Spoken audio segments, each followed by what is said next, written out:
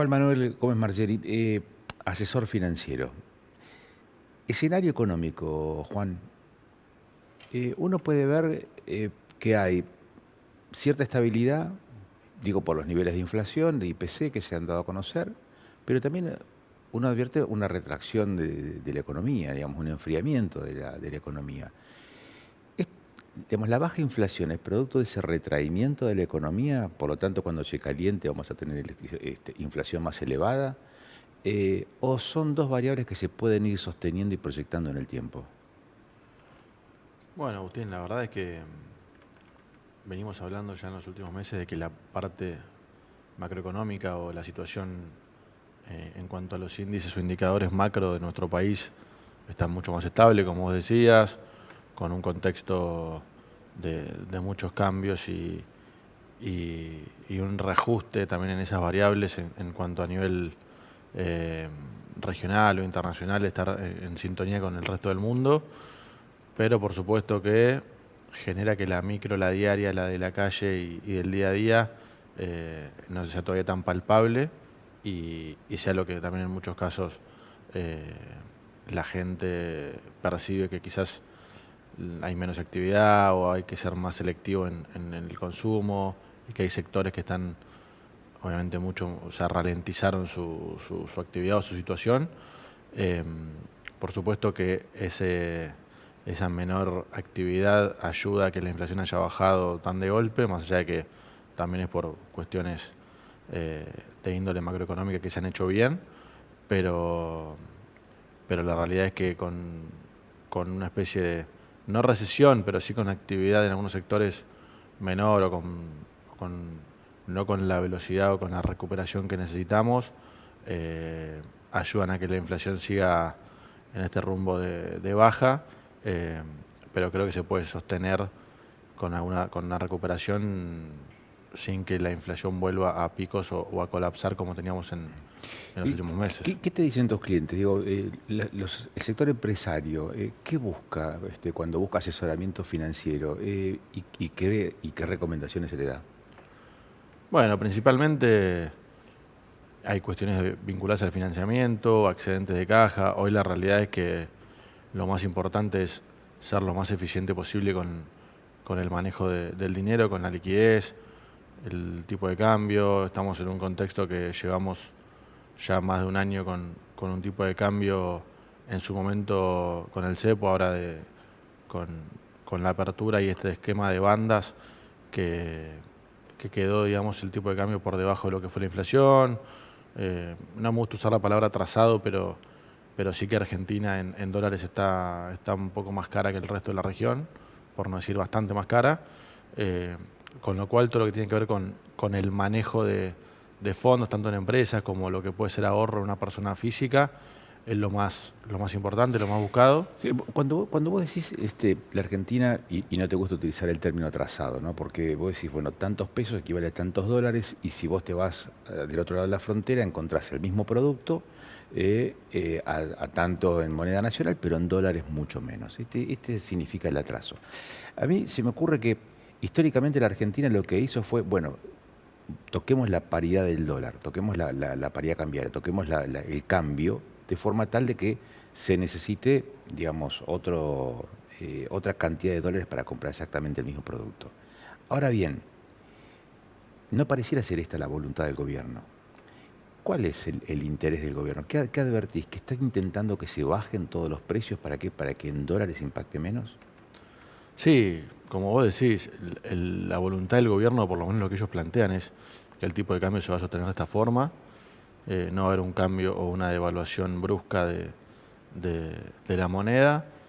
Obviamente, también como decimos, cuando uno compara con el resto de los países, Argentina en dólares está muy cara, pero lo que buscan es que ese acomodamiento de precios eh, sea por otra, o sea, por otra cuestión, esto que hablamos de la selectividad, de mayor eh, eficiencia de parte de las empresas o de quienes colocan los precios, y también tiene que venir atado a menor presión tributaria y otros cambios de regulaciones y desregulaciones que van a tener que ir sucediendo y reformas estructurales importantes para que realmente sin un cambio o sin una suba del tipo de cambio considerable, los precios en dólares sean mucho más reales o mucho más competitivos que lo que tenemos hoy.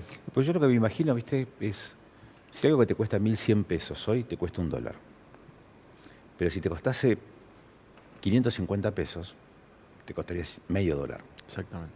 Entonces, ¿qué se hizo históricamente? Bueno, se tocó la paridad cambiaria. ¿Para qué? Para que esos 1.100 pesos ya no signifiquen $1, sino signifiquen menos dólares, ¿no?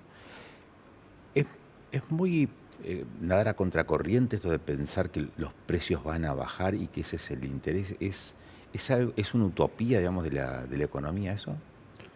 No, no, la realidad es que estamos acostumbrados a que la macro, digamos, o muchas situaciones del Estado en cuanto a qué hacer con el tipo de cambio, la inflación, compensen cierta ineficiencia o algunas cuestiones vinculadas a sectores o actividades que en nuestro país siempre estuvieron, entre comillas, beneficiadas o compensaron sus ineficiencias con cómo se manejaba el Estado, que era lo que se llama a nivel macroeconómico. Lo que plantea este gobierno, y lo ha dicho en reiteradas ocasiones, sobre todo el ministro de Economía y incluso el presidente, es: nosotros la parte nuestra la queremos hacer bien, la macro la queremos ordenar, queremos que el país funcione como funciona el resto del mundo, entonces ustedes van a tener que ser mucho más eficientes y mucho mejores en administrar sus negocios. Yo creo que no va a ser sostener este tipo de cambio y que los precios bajen o algo tan lineal, sino que va a ser quizás el tipo de cambio sube, como está pasando en los últimos meses, a un ritmo más despacio que los precios. Si esta alternativa no cuaja, digamos, la que me queda pensar en adelante es, bueno, en algún momento va a haber una corrección de la paridad cambiaria, por lo tanto va a haber un aumento de la cotización del dólar. Sí, lo que el gobierno no quiere, obviamente se traslada a mayor inflación, y es algo que en principio con la escasez de pesos y con la menor emisión y con también el nivel de actividad que hablamos hace un ratito, no pareciera ser el camino. Creo que tenemos meses por delante de un tipo de cambio alto, o sea, un tipo de cambio, o sea, esta fortaleza del peso en comparación con otras variables de la macroeconomía. Pero sí es verdad que el poder adquisitivo en algunos sectores, lo que tiene que ver con jubilaciones, empleo público, planes sociales y demás, quedó retrasado. Eso hace que haya menor consumo y obviamente hay actividades a las que les está costando mucho recuperarse. Y el resto de las situaciones, como puede ser presión tributaria y cuestiones que sabemos que son importantes de resolver y que incluso el gobierno y hasta la oposición lo plantea como los próximos pasos que hay que dar a nivel Estado para ir mejorando la situación de nuestro país, son cuestiones que también tienen mucho que ver con lo político y con decisiones de acuerdos que entre todos tienen que tomar, pero no veo que haya un escenario de devaluación en el corto mediano plazo. Incluso creo que con un resultado positivo en las elecciones para el oficialismo se va a ir a buscar estas transformaciones o reformas estructurales con mayor celeridad y buscar que impacten la micro mucho más rápido de lo que venimos viendo. ¿Y en el plano provincial? Y en el plano provincial yo veo que en lo tributario o en lo que tiene que ver con la presión impositiva y tributaria tenemos todavía mucho por recorrer. Creo que habría que aprovechar la situación, el contexto local, digamos, o regional en cuanto a lo vinculado a vaca muerta y la energía, como para poder ser, más allá de ser mucho más cuidadoso en el gasto y algo que el gobernador y su equipo pregonan en cuanto a la administración del Estado mucho más eficiente. Creo que todavía se podría hacer mucho más en cuanto a beneficios impositivos y baja de impuestos, todo lo que tiene que ver con ingresos brutos, que sabemos que es uno de los impuestos menos lógicos o que estamos, en general los que estamos en sector o en lo que tiene que ver con la economía, es un impuesto que no nos gusta. Creo que en eso hay mucho por recorrer todavía y mucho por hacer. Entiendo que es un contexto en el que igualmente con el barril del petróleo en un precio que no es tan favorable para la provincia, más allá de que seguimos creciendo, creo que eso a la larga va a complicar nuevamente la situación económica de la provincia si es que el barril sigue por debajo de los números que estamos viendo. Pero creo que se podría, más allá de ser eficiente, administrar mejor el Estado y los recursos, se podría también incentivar o esa competencia fiscal de la que habla el gobierno nacional se podría volcar a la provincia con una impronta local, pero sí con algunos cambios que podrían ser beneficiosos. Si llamara Figueroa o el agente económico de, digamos, el ministro de Economía, ¿qué le dirías? Bueno, un poco esto creo que, que en cuanto a lo que se viene hablando y todos estos cambios que vemos en los últimos años con respecto a este nuevo gobierno y a las formas de comunicar muchas cuestiones vinculadas a la economía que nunca estuvieron tan sobre la mesa como ahora, todo lo que tiene que ver con equilibrio fiscal, el tema de evitar el déficit, de ser cuidadoso o eficiente con el Estado. Creo que ahí hay mucho por hacer en la provincia. Se están haciendo cosas muy bien en cuanto a ser mucho más eficiente con los recursos y con lo que se recauda y también con el gasto. Creo que todavía la provincia puede mejorar mucho más eso y creo que aprovechando la situación de ser obviamente una de las, en lo personal también, más allá de los indicadores, creo que Neuquén es un poco el faro de los próximos años a nivel país y que puede motorizar muchas reformas y apuntalar también la situación macro a nivel nacional. Creo que lo podríamos aprovechar mucho más en más velocidad para infraestructura, bueno, en cuestiones que se están haciendo, pero que creo que incluso se pueden hacer mejor en cuanto a algunos sectores. Eh, para vos, ¿qué tan fuerte es el componente emocional en el funcionamiento de una economía? Fundamental. ¿Cómo cuaja entonces el resultado que pueda tener para los oficialismos el proceso electivo de este año? Bueno, a nivel nacional creo que va a ser muy importante. Creo que no solo para los mercados en sí, sino también para la microeconomía, para la calle, para el ciudadano común que quizás hoy ve que le cuesta o que no tiene la capacidad de consumo que tenía en otro momento, o incluso capacidad de ahorro mucho menos, y que tiene que elegir y ser mucho más cuidadoso en qué consume, en qué gasta, dónde compra y qué productos y servicios consume. Creo que es importante ver si se consolida el rumbo económico o si la mayoría de la gente cree que quizás no es el camino correcto. Yo creo que por lo que se viene viendo en los resultados locales, parecería que el oficialismo nacional le viene siendo mucho mejor obviamente de lo que no tiene tanta territorialidad, pero le viene siendo, viene teniendo buenos resultados a nivel provincial, como que está creciendo a nivel territorial, y creo que eso puede ser una señal de que el rumbo, más allá de que sea difícil y que cueste, es el correcto, y creo que eso puede ayudar a que veamos con mayor celeridad ciertas mejoras o ciertos cambios positivos en la actividad, en el consumo, en los indicadores de la macroeconomía. Creo que una elección más pareja o que se dificulte, hay que ver qué pasa en Provincia de Buenos Aires, bueno, muchos acuerdos también con bueno, la Libertad Avanza del PRO, cuestiones que pueden mover para bien o para mal o cambiar un poco los resultados. Creo que la gente un poco cambió esa perspectiva de que la política puede solucionar todo o puede complicar todo, y por eso también hay baja participación. No hay tanto interés, por lo menos en mi opinión, la gente entendió que tiene que hacer mucho más, que la situación venía con muchos inconvenientes y con cuestiones de la política que un poco nos llevaron a este cambio rotundo de dirigentes, y creo que también puede ser un momento en el que se consolide ese camino de que nuestro país realmente cambie en cómo se administra, en cómo entendemos la economía, en cómo trabajamos, generamos valor, hacemos nuestros negocios, y creo que va a ser positivo o emocionalmente, como vos preguntabas, va a incidir en la medida en la que no pasen cosas raras y el resto sigue de la forma como se viene viendo, de un oficialismo relativamente sólido. No va a haber muchas complicaciones o cambios rotundos de situación en cuanto a cómo se maneja la economía y cómo viene el Estado para lo que viene. Se habló hace algunos días atrás super IVA. No se escucha hablar en estas horas respecto al mismo tema. ¿Son iniciativas que se discuten en determinado momento y después derivan en abstracto, como diría un juez, o está todavía allí en el candelero como para resolverse de alguna forma? No, evidentemente está dando vueltas y son alternativas que se plantean. Un poco lo que hablábamos hace un rato con respecto a, hay que simplificar obviamente el régimen tributario, la presión tributaria tiene que bajar, tiene que haber reformas en ese sentido.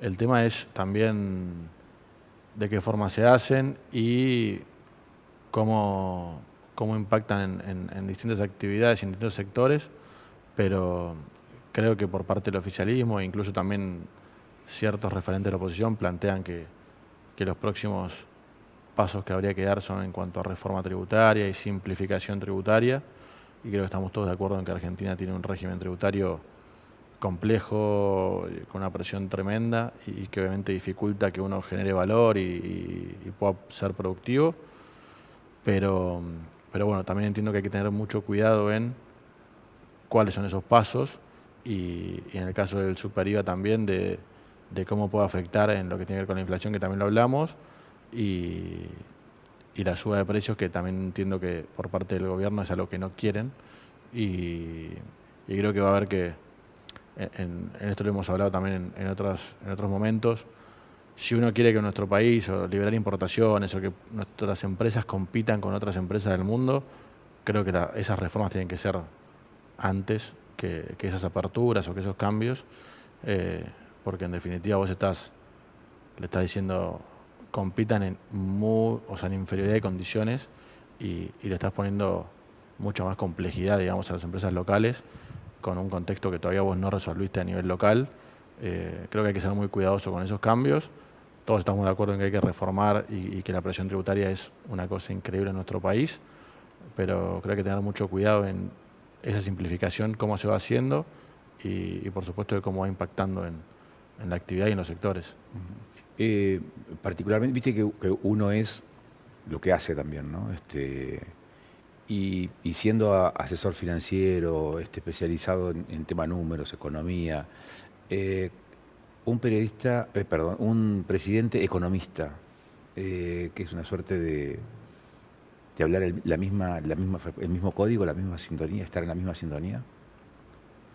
Sí, es importante escuchar a un presidente que entiende y que sabe mucho obviamente de estos temas, de economía, de cuestiones financieras, y que tiene conocimiento sobre el tema números, y que esté tan cerca del equipo económico y trabajando, digamos, en todo esto que venimos hablando, que sabemos que en nuestro país era de las primeras cosas que había que resolver o atacar.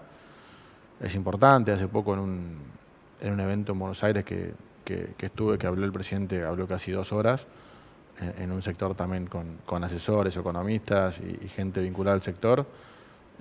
Habla el mismo idioma, sabe y explica cuestiones con tecnicismos y con conocimiento de qué es lo que pasa, que obviamente no es algo atípico, normal en nuestro país.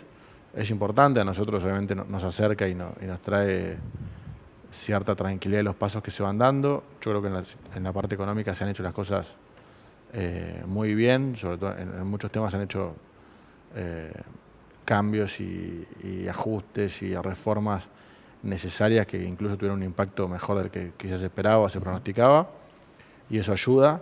Obviamente después hay cuestiones que desde la forma, si quizás uno puede o no compartir, pero en lo que tiene que ver con su conocimiento de qué es lo que hay que hacer o de cómo ve la economía de nuestro país, creo que en ese rumbo lo tiene muy claro él y su entorno, y eso para mí es muy importante.